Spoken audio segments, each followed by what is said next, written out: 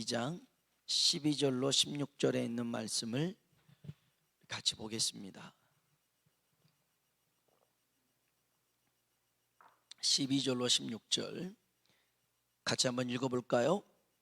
무릇 율법 없이 범죄한 자는 또한 율법 없이 망하고, 무릇 율법이 있고 범죄한 자는 율법으로 말미암아 심판을 받으리라. 하나님 앞에서는 율법을 듣는 자가 의인이 아니요 오직 율법을 행하는 자라야 의롭다 하심을 얻으리니, 율법 없는 이방인이 본성으로 율법의 일을 행할 때에는 이 사람은 자기가 자기에게 율법이 되나니, 이런 이들은 그 양심이 증거가 되어 그 생각들이 서로 혹은 고발하며 혹은 변명하여 그 마음에 새긴 율법의 행위를 나타내느니라. 곧 나의 복음이 이른 바와 같이 하나님이 예수 그리스도로 말미암아 사람들의 은밀한 것을 심판하시는 그날이라. 아멘. 우리 한번 인사합시다. 하나님의 은혜가 당신에게 임하기를 원합니다. 하나님의 은혜가 당신에게 임하기를 원합니다. 한 번 더요. 하나님이 당신에게 복 주시길 원합니다. 하나님이 당신에게. 아멘.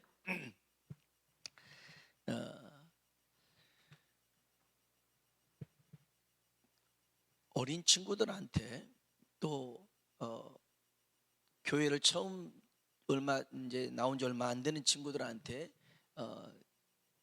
받는 질문 중에 하나가 이겁니다. 목사님, 이순신 장군은 천국에 갔을까요? 지옥에 갔을까요?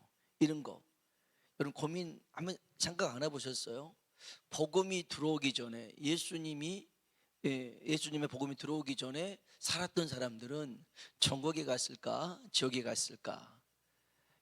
사도행전 4장 12절에 다른 이로서는 구원 얻을 만한 이름을 우리에게 주신 일이 없다. 예수님밖에 없다고 했는데, 그러면 아직 예수님의 복음을 듣지 못한 나라, 그런 사람들, 저 아마존에 살고 있고 아프리카 오지에 살고 있는 그들은 아직 복음을 안 들었는데 있는지도 모르는데 죽으면 천국에 갈까 지옥에 갈까 이런 고민들을 하게 되죠.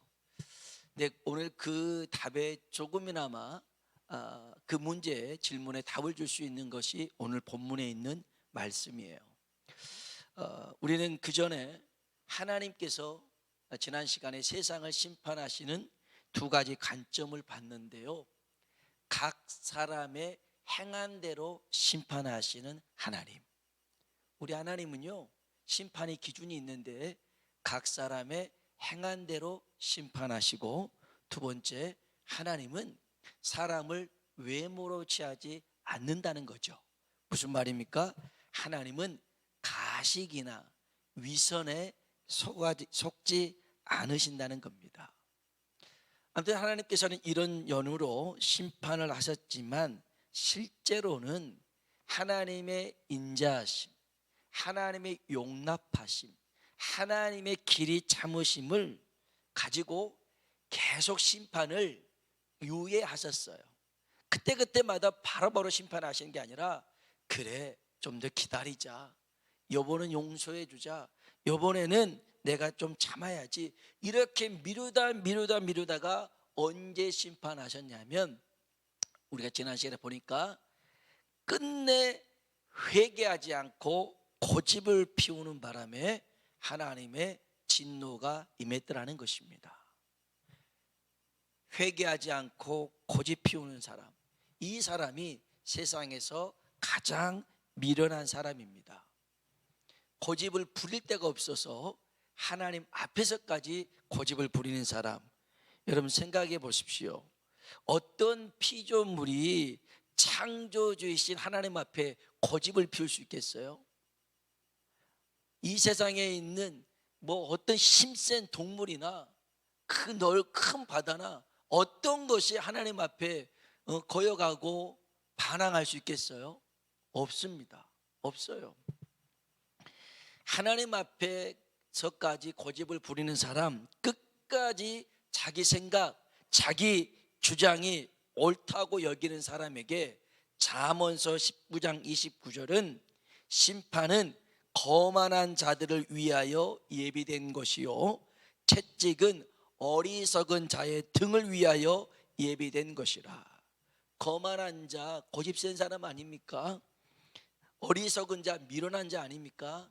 이들 앞에 하나님이 심판과 채찍이 예비됐더라는 것입니다. 그렇죠. 여러분, 피조물이 창조주한테 대항하는 것, 이건 말도 안 됩니다. 있을 수도 없습니다. 그렇기 때문에 우리 모두는 늘 하나님 앞에 겸손하게 자기를 낮추고 그 말씀에 반응해서 돌이킬 수 있는 사람 되길 주의 이름으로 축복합니다. 하나님은 겸손한 자를 사랑하시고 사용하신 줄로 믿습니다.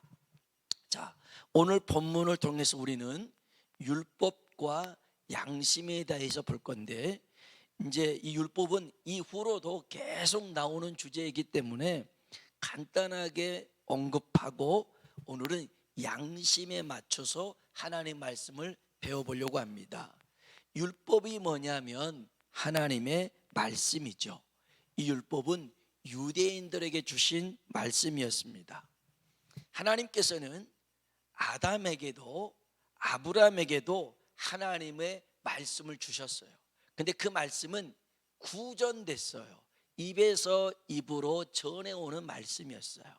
근데 모세 시대에는 하나님이 글과 문서로 성문화시켜줬어요. 성문화시켜줬어요. 이제 정확하게 이게 글로 알 수 있도록 율법을 주셨더라는 것입니다. 아무튼 구전되든 직접 말씀하셔서 글로 문서로 기록되든 중요한 것은 이렇게 말씀하신 이유 중에 하나는 구전될 때는 아담 시대나 아브라함 시대는 개인에게 가족에게 주시는 규칙이었더라면 모세 시대에는 개인이나 가족을 넘어서 이제 나라와 민족들에게 주신 그러한 말씀이에요. 가정의 규칙하고 나라의 규칙하고는 다르죠. 다릅니다. 구성원 자체가 다르고 사람이 많기 때문에 더 면밀하게 하나님께서 말씀하시는데, 그래서 율법 613개의 율법은 하나님의 백성, 하나님의 자녀로서 살아가는 가장 기본적인 수칙입니다. 여기서 우리가 먼저 한 가지를 꼭 기억하고 넘어가야 돼요. 그게 뭐냐면 이 율법을 주신 분이 누구냐? 하나님이라는 것입니다. 율법을 주신 분은 하나님인데 하나님은 그 백성을 지으시고 사랑하시고 아끼시는 분인 줄로 믿습니다. 자, 우리에게 말씀하신 하나님이 어떤 분이라고요? 우리를 만드신 하나님, 나를 사랑하신 하나님, 나를 아끼시는 하나님인 줄로 믿습니다. 하나님이 율법을 통해서 통제하고 억압하고 길들이기 위해서 주신 게 아니라는 것입니다. 제가 우리 큰애 대학교 가서 통금 시간을 제가 작년에 재작년에 이렇게 줬어요. 그래서 너는 밤 9시였나요? 8시였나요? 9시? 8시였다고요? 제가 그렇게 엄격했나요? 저 뒤에서 저희 딸이 8시였다고 막 그러는데 8시까지 와라 그랬어요. 그래서 거즈반 학교에 그 수업 빼놓으면 왔어요. 그 시간에 다 맞춰서. 그래서 다른 친구들은 이제 대학생인데 밤 8시면 한참 놀 때잖아요. 안 된다고 그랬어요. 안 된다. 무조건 그 시간에 와라. 그래갖고는 왔어요. 그러면 제가 꼰대라 그런 건가요? 꼰대라 그래요? 잔소리가 심해서 그런 겁니까? 아니면 얘가 밤 늦게 오면 택시를 타고 오니까 택시비를 많이 드니까 그거 걱정해서 그런 건가요? 아니잖아요. 그런 거 아닙니다. 제가 저희 큰아이를 제 마음대로 휘어잡기 위해서가 아니라 저 아이를 사랑하고 저 아이를 어찌됐든 간에 더 안전하게 보호하기 위해서 했던 그런 결정이었어요. 하나님이 우리에게 율법을 주신 것도 이거예요. 우리 하나님 마음대로 막 사용하기 위해서가 아니라 우리를 지키고 보호하고 사랑하시기에 하나님이 주신 율법이라는 것입니다. 이거를 오해하면 십계명 안 지키면 지옥 가고 십계명을 지켜야만 천국 가는 그런 식으로 착각할 수 있어요. 그렇지 않아요. 하나님이 십계명을 우리에게 주신 것도 613가지를 주는 것도 하나님의 자녀로서 거룩하게 구별되게 살아서 하나님과 동행하며 살자. 이것이 하나님이 주신 목적이라는 것입니다. 그래서 하나님께서 우리에게 율법을 주신 것은 우리가 잘되고 건강하고 행복하라고 주신 말씀인 줄로 믿습니다. 이 정도로만 오늘은 이 율법에 대해서 기억하고요. 이제는 양심에 대해서 살펴볼 건데 그 이전에 우리가 명심해야 될 말씀이 여기 12절에 나옵니다. 12절 한번 보겠습니다. 무릇 율법 없이 범죄하는 자는 또한 율법 없이 망하고 율법으로 말미암아 받으리라. 아멘. 자, 보세요. 율법이 주어진 전이든 율법이 주어진 후든 범죄한 자는 반드시 망한다라는 것입니다. 이게 하나님이 말씀한 거예요. 무릇 율법 없이 범죄한 자는 또한 율법 없이 망하고 무릇 율법이 있고 범죄한 자는 율법으로 말미암아 심판을 받으리라. 율법이라는 기준이 있기 전에 범죄한 자는 그걸로 하나님이 망하게 하고 율법이 있어 범죄한 자는 율법을 기준으로 하나님이 심판하겠다라는 것입니다. 심판하겠어요. 그 시대에는 문제없이 지나갑니다. 그러나 후대에더라도 그 죄한 죄벌은 반드시 드러나는 겁니다. 여러분, 우리 모두는요 하나님의 심판대, 우리가 지난 시간에 백보자 심판을 봤죠. 그 하나님의 심판대 앞에 피해갈 수가 없어요. 16절 한번 보겠습니다. 16절 읽어봅시다. 곧 나의 복음에 이른 바와 같이 하나님이 예수 그리스도로 말미암아 사람들의 은밀한 것을 심판하시는 그날이라. 아멘. 사람들의 은밀한 것을 심판하시는 하나님이에요. 그러니까 감추고 숨기고 어떠한 행동을 해도 다 드러날 수밖에 없는 그날이 오더라는 것입니다. 그날이 와요. 아무도 없었으니까, 아무도 안 봤으니까 괜찮겠지. 아닙니다. 하나님은 우리의 심장과 폐부와 우리의 안고 일었음을 아시고 우리의 머리털까지 세심 받으시고 우리가 침을 꼴까가는 그 순간까지도 하나님은 다 알고 계신 줄로 믿습니다. 그래서요 성경은 분명하게 얘기한 게 뭐냐면 하나님께서 의롭다고 인정하는 사람이 여기 13절에 나와요. 13절 한번 읽어봅시다. 하나님 앞에서는 율법을 듣는 자가 의인이 아니요 오직 율법을 행하는 자라야 의롭다 하심을 얻으리니. 아멘. 하나님의 말씀을 듣는 자가 의인이 아니래요. 하나님의 말씀을 아는 자가 의인이 아니래요. 하나님의 말씀을 듣고 행하는 자가 의인인 줄로 믿습니다. 그래서 여러분, 내가 얼마나 하나님 말씀을 많이 아느냐 그게 중요하지 않아요. 하나님 말씀대로 사는 것이 중요합니다. 2022년 하나님께서 여러분에게 많은 복을 주실 것인데 여러분 그 복은 내가 하나님 말씀에 반응하고 순종할 때 내 것으로 주어지게 됩니다. 하나님은 이미 예배해 놓으셨어요. 쌓아두셨어요.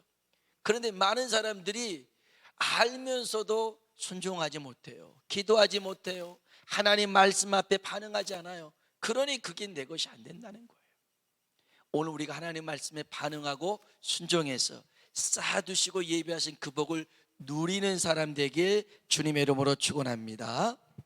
자, 여기 보면 바울이 우리에게 재밌는 이야기를 합니다. 율법이 없는 시대에나 율법을 모르는 사람들은 무엇으로 심판을 받냐? 하나님께서 그들에게 주신 양심에 따라 심판을 받는다고 그래요. 자, 14절과 15절에 있는 말씀입니다. 14절 15절 같이 한번 읽어볼까요? 율법 없는 이방인이 본성으로 율법의 일을 행할 때에는 이 사람은 율법이 없어도 자기가 자기에게 율법이 되나니 이런 이들은 그 양심이 증거가 되어 그 생각들이 서로 혹은 고발하며 혹은 변명하여 그 마음에 새긴 율법의 행위를 나타내느니라. 아멘. 아멘. 율법 없는 이방인, 그러니까 복음이 들어오기 전에 또 복음이 들어가지 않는 그곳에 사는 사람들에게 본성으로 율법의 일을 행할 때는 율법이 없어도 그 지켜지는 양심이 율법이 된다. 그리고 그 양심이 증거가 되어서 그 양심대로 행하는 것이 율법의 행위다 라는 이 말씀입니다. 이 말씀이에요. 그래서 하나님이 사실은 로마서 1장 19절에 보면 하나님이 천지 만물 가운데 하나님을 알만한 것들을 다 알게 하셨어요. 보여주셨어요. 하나님의 존재에 대해서 하나님이 여기 로마서 1장 19절 이는 하나님을 알만한 것이 그들 속에 보임이라. 하나님께서 이를 그들에게 보이셨느니라. 하나님이 알게끔 하셨어요. 그래서 우리 양심이 하나님의 존재, 그리고 하나님의 그 말씀을 몰라도 하나님이 우리에게 주신 그 양심대로 살게끔 그런 본성을 주셨어요. 우리에게 주신 양심이라고 하는 것은요, 우리에게 어찌 보면 신호등과 같아요. 하나님 말씀대로 우리가 뭐 빨간불에 가면서도 막 마음이 편안해. 나는 빨간불을 지날 때마다 난 늘 여기에 있는 것이 기뻐. 그러지 않잖아요. 혹시라도 그 황색불이 노란불이 깜빡거릴 때 가야 되나 마야 되나 가야 되나 마나 그러다가 빨간불에 멈춰야 되는데 싱 지나가다가 사고가 나고 그러잖아요. 그런 역할을 하는 게 양심인데 문제가 있어요. 어떤 문제가 있냐면 사람마다 양심이 다 똑같이 않더라는 거죠. 그게 문제예요. 이 양심의 모양이 다르고요, 크기가 다르고요, 내용이 달라요. 보세요. 어떤 사람은 사람을 죽입니다. 막 헬기에서 총을 쏘고 막 그 군인이 그 민간인한테 총을 쏴 죽이게끔 해도 양심의 가책을 안 느낍니다. 어떤 사람은 막 술 취해서 사람을 그냥 운전하면서 치고 가도 양심의 가책을 안 느끼는 경우가 있어요. 근데 더러는 옆 사람에게 언짢은 말 한마디 했어요. 그냥 싫은 소리 한마디 했어요. 그런데 그게 마음에 두고 걸리는 사람이 있어요. 양심이 다른 거죠. 양심이 달라요. 수천억을 횡령한 사건이 엊그저께 일어났잖아요. 그 임플란트 회사에서 1880억을 횡령을 했어요. 1880만 원도 아니고 간도 크죠. 1880억을 훔쳤단 말이에요.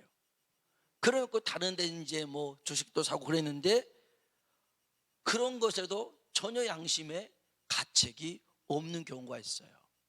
그런데 서대문 경찰서 신천지구대에 편지 한 통하고 2,000달러가 왔어요. 내용이 이제 이거예요. 1970년대에 이 사람이 강원도에서 이제 서울로 올라왔는데 너무너무 배가 고팠대요. 겨울인데. 근데 어떤 아줌마가 그 홍합을 팔더라는 거예요. 그래서 아줌마 제가 내일 돈 갖다 드릴 테니까요, 홍합 한 그릇만 주세요. 너무 배고프니까. 근데 그 아줌마가 그냥 주더라는 거예요. 이제 그러고 이제 먹고는 다음날 돈을 갖다 줬는데 돈이 없으니까 이래저래 있다가 군대를 가고 군대 갔다 와서 이민을 갔어요, 미국으로. 그런데 그 이민 생활하면서 무려 이제 70년대니까 벌써 50년 지난, 40년, 50년 지난 얘기잖아요. 그 일이 두고 걸리더라는 거예요. 그래서 그 아줌마는 세상에 계시든지 안 계시든지 모르겠지만 그 빚진 마음을 가지고 2,000달러, 200만 원을 이렇게 보냅니다 하고 경찰서에 보냈더라는 거예요, 편지와 함께. 이런 사람도 있어요. 수천억 원을 횡령해도 괜찮은 사람도 있고, 그 홍합 한 그릇에 마음에 두고 걸리는 사람들이 있더라는 거예요. 그렇기 때문에 사실은 이 양심이 우리의 구원의 기준은 될 수는 없어요. 될 수는 없어요. 성경에 보면 양심이 두 가지 양심이 있어요. 첫 번째는 화인 맞은 양심이 있어요. 우리 한번 디모데전서 4장 2절을 볼까요? 디모데전서입니다. 디모데전서 4장 2절. 디모데전서 4장 2절. 디모데전서 4장 2절 340쪽에 있습니다. 디모데전서 4장 2절 같이 한번 읽어볼까요? 자기 양심이 화인을 맞아서 외식함으로 거짓말하는 자들이라. 아멘. 양심에 화인을 맞은 사람이 있어요. 화인이 뭡니까? 불도장입니다. 이 언어의 뜻은 시뻘건 불에 달군 인두로 낙인을 찍는 거예요. 옛날에 서부 영화 보면 막 그 OK 목장에 말한테 딱 찍잖아요. 얘 말은 OK 목장 것이다. 심지어는 노예한테도 딱 찍고 너는 OK 목장의 노예다. 이런 식으로 하는 게 낙인입니다. 화인입니다. 그러면 이 여기 보니까 자기 양심이 화인을 맞았어요. 그래서 외식함으로 거짓말하는 것도 태연하게 해요. 그러면 이 양심을 누구한테 지켰느냐 하면 1절 한번 보세요. 4장 1절 읽어볼까요? 그러나 성령이 밝히 말씀하시기를 후일에 어떤 사람들이 믿음에서 떠나 미혹하는 영과 귀신의 가르침을 따르리라 하셨으니. 아멘. 미혹하는 영, 귀신, 사탄에게 마음을 빼앗겨버리고 낙인을 찍혀버리면 이제는 사탄이 이끄는 대로 살아요. 이 낙이 찍힌 자리가요, 시간이 지나면 딱딱해집니다. 무감각해집니다. 그래서 그 죄를 저질러 놓고도 아무런 느낌이 없더라는 것입니다. 발람 선지자가요, 아간이요, 게하시가요, 재물로 인하여 양심의 화인을 맞습니다. 그래가지고서는 그들의 결국은 비극적인 결말을 맞이하게 되잖아요. 다윗도 한순간의 방심으로 정욕으로 인하여 양심이 화인을 맞습니다. 다윗이 그런 사람 아니에요. 그런데 그 밧세바를 보고 이 정욕이, 마귀가 그 노임이 넘어가서 정욕의 화인을 똥 맞다 보니까 그 밧세바 유부녀를 겁탈을 하죠. 그리고 충신이었던 우리아를 살해합니다. 그리고 세장가를 갑니다. 이 보통의 양심 가지고선 할 수가 없어요. 근데 그 양심에 마귀가 화인을 딱 찍어버리니까 전혀 그러지 못하더라는 거예요. 만약 그 양심이 벌떡벌떡 살아있더라면 아이고야 큰일 나겠구나, 그러면 안 되겠다 할 텐데 이 양심이 그때는 무감각해졌어요. 둔해졌어요. 그런데 이 다윗에게 하나님께서 나단 선지자를 통해서 책망을 합니다. 책망해요. 꾸짖습니다. 그때 중요한 게 있어요. 다윗은 숨기려고 하지 않습니다. 하나님의 말씀에 인정합니다. 고집 부리지 않습니다. 회개합니다. 돌이킵니다. 그리고 난 다음에 주의 성령을 통해서 하나님, 내 죽은 양심을 살려주십시오라고 기도합니다. 시편 51편 10절에 보니까 하나님이여 내 속에 정한 마음을 창조하시고 내 안에 정직한 영을 새롭게 하소서. 하나님, 내 영이 죽어서 내 영혼이 저 마귀에게 낙인 찍혀서 죄를 죄로 여기지 않고 그걸 무서워하지도 않고 개연하게 하나님이 다 보시면 하나님이 다 보시는 것을 알면서도 내가 이렇게 범죄했습니다. 내가 살 수 있는 길은 하나님, 내 속에 정한 마음, 정직한 영을 다시금 새롭게 하여 주시옵소서. 죽은 영혼 살려달라는 것입니다.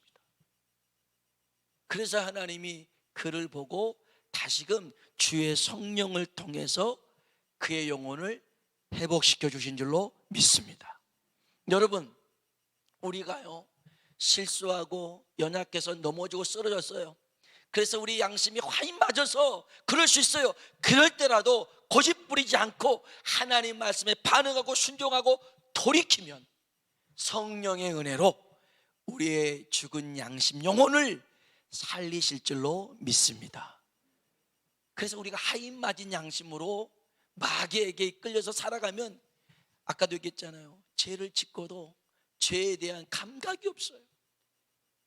영적 나병 환자가 되는 거예요. 손가락이 떨어져 나가고 귀가 떨어져 나가고 코가 떨어져 나가도 못 느끼는 겁니다. 이게 화인 맞은 양심입니다. 그런데 성경에 또 하나의 양심이 있죠. 선한 양심, 착한 양심이라는 게 있습니다. 우리 디모데전서 1장 19절입니다. 디모데전서 1장 19절입니다. 1장 19절 같이 한번 읽어볼까요? 믿음과 착한 양심을 가지라. 어떤 이들은 이 양심을 버렸고 그 믿음에 관하여는 파선하였느니라. 아멘. 믿음과 착한 양심을 가지라는 것입니다. 이 착한 양심이 뭐냐면 디모데전서 1장 5절을 봅시다. 디모데전서 1장 5절. 디모데전서 1장 5절 같이 한번 읽어봅시다. 이 교훈의 목적은 청결한 마음과 선한 양심과 거짓이 없는 믿음에서 나오는 사랑이거늘. 아멘. 이 교훈이 뭐냐면 하나님의 말씀입니다. 우리에게 하나님의 말씀을 주시는 이유가 청결한 마음, 선한 양심, 거짓 없는 믿음에서 나오는 사랑을 나타내라는 것입니다. 그러면 선한 양심이라는 게 뭡니까? 하나님의 말씀이 기준되는 양심입니다. 화인 맞은 양심은 내 정욕에 따라서 마귀에게 끌려가며 이제는 그런 양심의 가책조차 느끼지 못한 그런 화인 맞은 양심이라면, 선한 양심은 하나님 말씀대로 사는 양심. 그 하나님의 말씀이 나를 찌르고 나를 깨닫게 할 때 즉시 돌이킬 수 있는 양심. 우리의 삶 속에서 하나님을 의식하고 인식하는 양심이 선한 양심입니다. 요셉이 그랬어요. 요셉은 선한 양심을 가지고 있어서요, 그 보디발의 집에 아무도 없었어요. 보디발의 아내가 이미 다 공작을 폈어요. 수작을 다 부렸어요. 하인들 싹 다 보내고 요셉과 단둘이 있게 했어요. 그리고 여기서 동치미를 담자 그런 거죠. 그 요셉은 난 담을 수가 없어, 동치미를. 왜? 하나님이 뻔히 보고 계시거든. 하나님 여기 계셔. 어디 있는데? 여기 계셔.